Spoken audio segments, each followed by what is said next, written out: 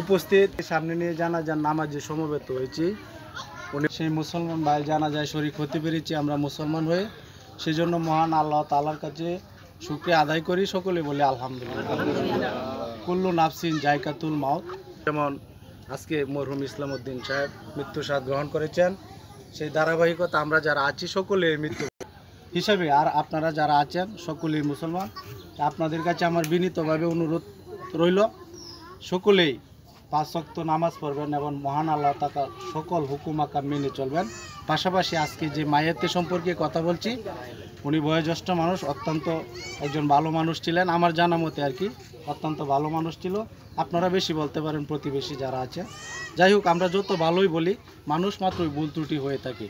তো আপনারা যারা এলাকাবাসী প্রতিবেশী যারা আছেন আপনাদের সাথেই চলাফেরা করেছে। তো যেহেতু মায়েতের পক্ষে কথা বলছি, আমি একটি কথা আপনাদেরকে বলবো, মানুষ মাত্রই ভুল ত্রুটি করে থাকে। যারা মুরব্বী মানুষ আছেন আপনাদের সাথে উনি চলাফেরাটা বেশি করেছে।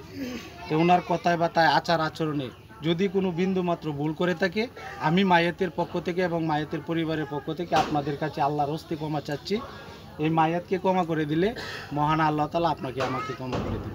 যাই হোক, আর কথা না বাড়িয়ে এই মায়েতের জন্য সকলেই দোয়া করবেন, মহান আল্লাহ তাআলা ওনার জীবন দশায় সকল ভুল ত্রুটি ক্ষমা করে যেন বেহেশতের সর্বোচ্চ মাকাম দান করে, আল্লাহর কাছে এই দোয়া চেয়ে এবং আমরা মুসলমান হিসেবে যারা উপস্থিত হয়েছি জানাজার মাঝে কষ্ট করে সকলের প্রতি আমি কৃতজ্ঞতা প্রকাশ করি, এবং আমরা যেন মৃত্যুর সময় পরিপূর্ণ ঈমান নিয়ে সকলেই মৃত্যুবরণ করতে পারি।